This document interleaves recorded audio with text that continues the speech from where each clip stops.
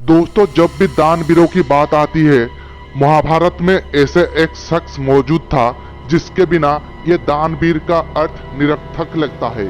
और वो दानवीर का नाम था कर्ण। और कर्ण एक ऐसा योद्धा था जिसके पास था सूर्यदेव का अजय कवच और कुंडल।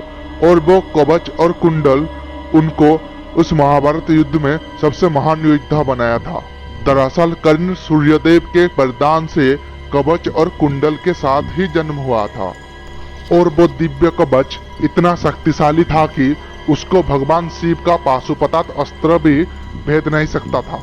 और ये बात भगवान कृष्ण को बहुत अच्छी तरीकों से पता था कि जब तक कर्ण के शरीर में ये कवच और कुंडल लगा हुआ होगा तब तक कर्ण का वध करना असंभव है। और अगर कर्ण का वध नहीं होगा तो कौरवों का विजय भी निश्चित है। उन्हें यह भी पता था कि कर्ण एक महान दानी है। और इसी मौके का उपयोग करके भगवान कृष्ण ने इंद्र को कर्ण के पास भेज दिए। जब सुबह कर्ण स्नान करके आ रहे थे तभी इंद्रदेव एक तपस्वी के रूप लेकर उनके सामने पहुंच गए।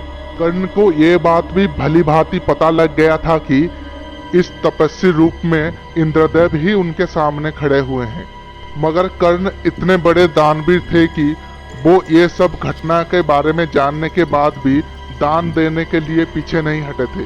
और इंद्रदेव उनके दान स्वरूप कर्ण का कवच और कुंडल मांग लिए थे। और उसके पश्चात युद्ध में अर्जुन के बाण से कर्ण का मृत्यु हुआ था। आज भी महाभारत ग्रंथ में कर्ण के कवच और कुंडल के बारे में इससे ज्यादा कुछ भी नहीं बताया गया है। मगर ये प्रश्न आता है कि वो कवच और कुंडल कहाँ गया? क्या उस कवच और कुंडल को इंद्रदेव ने अपने साथ इंद्रलोक को ले गए थे या वो इस धरती में कहीं पे छोड़ के चले गए थे? मगर आज भी ये कवच और कुंडल के मौजूदगी के बारे में बहुत सारे कहानी सुनने को मिलती है।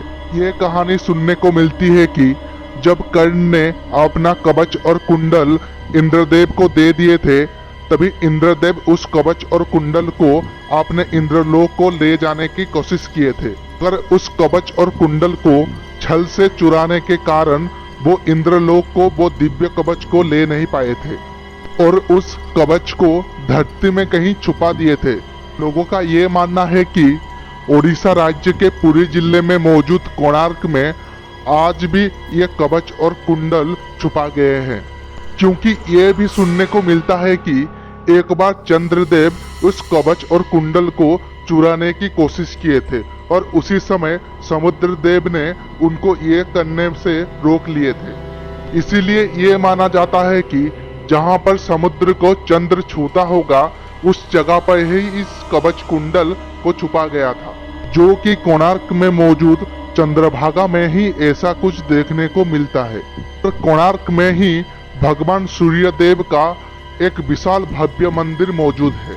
कहीं ना कहीं ये सब चीजें उस दिव्य कवच और कुंडल के मौजूदगी के बारे में इशारा करते हैं। मगर आज भी ये कवच और कुंडल का रहस्य बन के रह गया है और इस रहस्य से पर्दा आज तक उठ भी नहीं पाया है।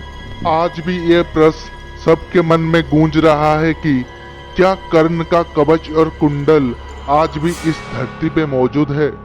क्या इन कहानियों में इतना सच्चाई है? दोस्तों, ये थी कर्ण के कवच और कुंडल की कुछ अनसुनी कहानियां। वीडियो आपको अच्छे लगे तो जरूर इसको लाइक, शेयर और कमेंट कीजिए। और ऐसे वीडियो देखने के लिए हमारा चैनल द मिस्ट्री बॉक्स को अभी सब्सक्राइब कर लीजिए।